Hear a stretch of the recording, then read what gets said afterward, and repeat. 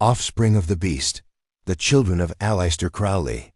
In order to clear up any myths and misconceptions regarding the sons and daughters of Aleister Crowley, this is a factual account of what is known about the offspring of the beast. Public record provides an undisputed historical account in this regard. Aleister Crowley had a total of 5 children, 4 daughters and 1 son. 2 of the girls had very short lives. His first wife, Rose, gave birth to his first 2 daughters, Nuima, Ahad, Hecate. Sappho, Jezebel, Lilith, was born in July 1904 and died of typhoid in Rangoon.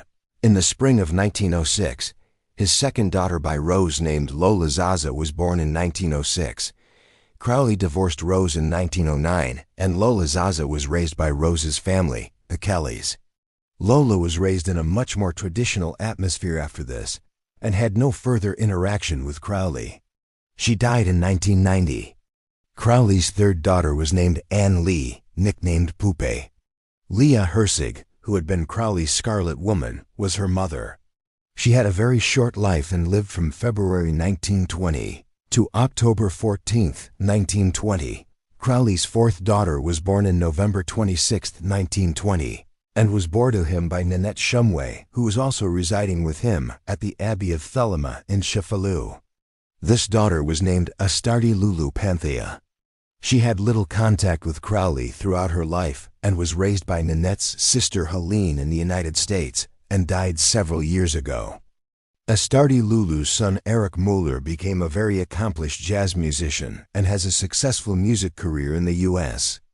Crowley's only son was born to him late in his life on May 2, 1937.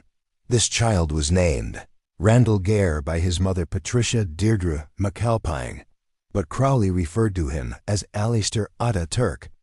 The absolute certainty that Aleister Crowley was the biological father of Ataturk cannot be stated beyond the shadow of a doubt. Although Deirdre stated her intention of bearing a child for Crowley, it is reasonable to believe that the father is somewhat open to speculation. In an open environment, which posited the credo of free love, it is potentially possible that the father may have been someone other than Crowley. However, with this being stated, Aleister Crowley regarded Ataturk as his own son. After losing a court case attempting to sue Nina Hamnet for a less than flattering depiction of him in her book Laughing Torso, Crowley was approached by Patricia McAlpine, who empathically shared her disappointment with the outcome of the verdict and expressed her willingness to bear a child to Crowley. He quite willingly accepted her offer, and in less than a year, a son was born to Deirdre and Crowley. In his diaries, Crowley referred to him as the Christ child and held great expectations for him. During his early years, young Aleister Ataturk was raised by Deirdre with little direct contact and interaction with Crowley. A birthday party was given by Crowley for the 4-year-old Ataturk during a period when Crowley was frequently moving his residence in order to dodge creditors. This party was attended by his biographer and friend, C.R. Camel, Lou Wilkinson, and several of his female concubines.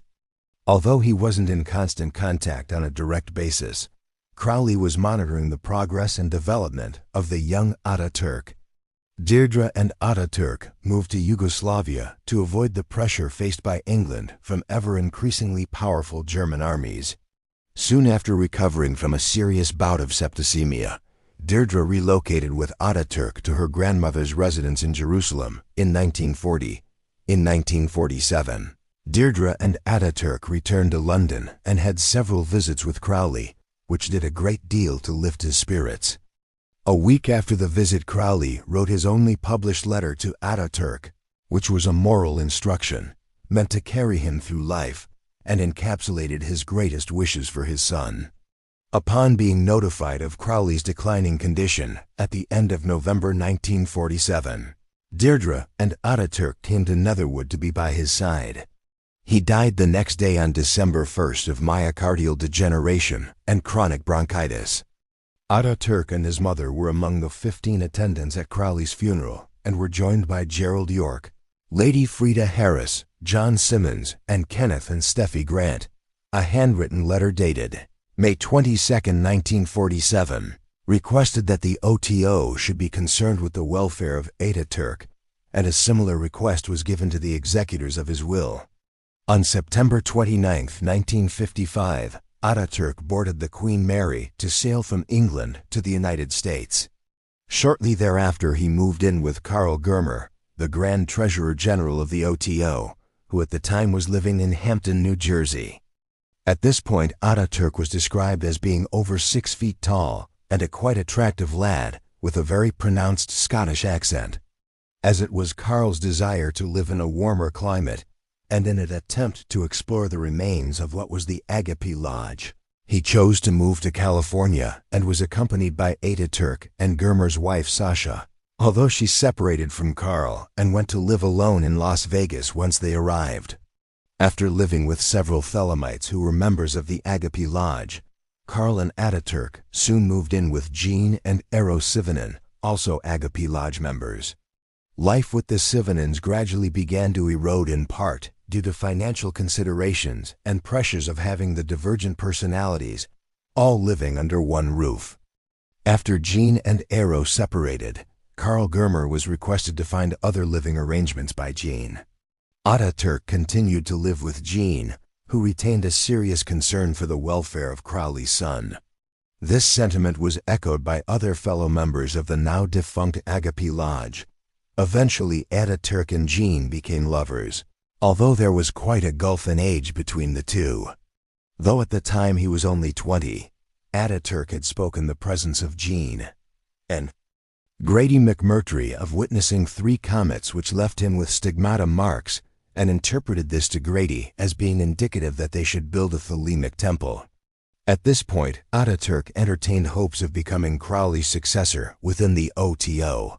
Grady was unable to take Ataturk seriously. He stated that the stigmata marks were self-inflicted cigarette burns, and this was to prove to be a future strain when Grady attempted to gain Jean's support in re-establishing the OTO. According to a letter written to Grady in 1959, Jean and Ataturk were living on a 5-acre plot of land in Barstow, and they had hopes of this becoming a place in which Thelemites would be free to gather.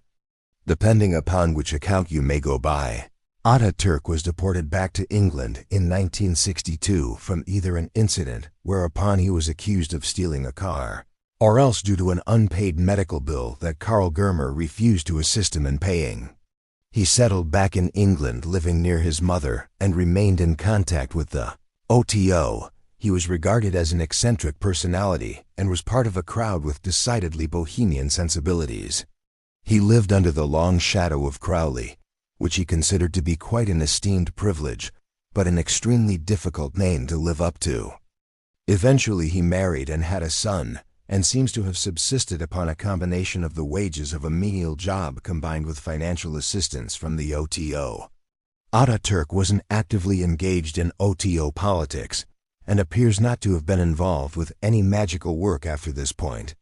He remained close and was looked after by some senior members within the OTO, who stayed in contact with him throughout his life. Ataturk died on November 20, 2002, in Chalfont, St. Peter, Bucks. Crowley considered his magical son to be Frater Achad. Charles Stansfield Jones, Aleister Crowley, gave him the singular distinction of being his magical son. Realizing this when Jones presented him with the key to interpreting the Book of the Law. The first OTO lodge in North America was founded through his determination. Jones rose to extremely high levels in the OTO, and the initiations that he conducted in both the USA and Canada were crucial to the spreading of the teachings of the OTO and AA. Jones was presented with a patent for the 9th degree.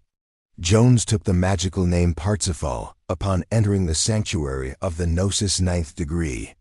Also at this time, although Crowley wasn't aware of it, Jones took the oath of the Magister Templi, 8=3, and swore to the task of the crossing of the abyss. While analyzing a 7th degree paper which he had received upon his initiation, he had a startling realization, and after writing to Crowley with his findings, Jones was presented with a patent for the 9th degree. Through a continued correspondence, it dawned upon Crowley that Jones was indeed the magical son which had been predicted in the Book of the Law. Jones had become the babe of the abyss. Precisely 9 months after, Crowley had been conducting a sex magic, working with Soror Hilarion to bring forth a magical son. After reading Crowley's article on the Ouija board, written for The International, he began experimenting with its method and proved to be quite efficacious at communicating with the spirit world. He felt that concerning his swearing of the oath, there was no longer an abyss to cross, that the AA, including of the grade of Magus, should be eliminated, and that he himself was now a 9th degree Ipsissimus in the OTO. There has been a great deal of misinformation which has seeped into historical accounts and has blurred the lines of clarity when determining facts and fiction regarding Crowley's offspring. One such myth concerns his supposed son Aleister, who succumbs to a rather frightful death after having undergone a nasty Lovecraftian type of evocation. This story is derived from a fictitious tale written by Dennis Wheatley. There's also the English blues musician Graham Bond, who claimed to be Crowley's illegitimate son. And then there is Amado Crowley, who has written several books on Crowley and magic: The Riddles of Aleister Crowley, The Wrath of Aleister Crowley, and The Secrets of Aleister Crowley, and teaches courses on magical theory and practice, also claiming to be the son of Aleister Crowley. Mention or documentation which provides any clear-cut evidence which can determine factually that Amado is Crowley's son appears to be non-existent. We only have his claims to go by, and while Amado's books are a worthwhile reading experience, the lack of any verifiable evidence that supports his contention that he is of the Crowley bloodline puts an end to any conjecture that would prove otherwise.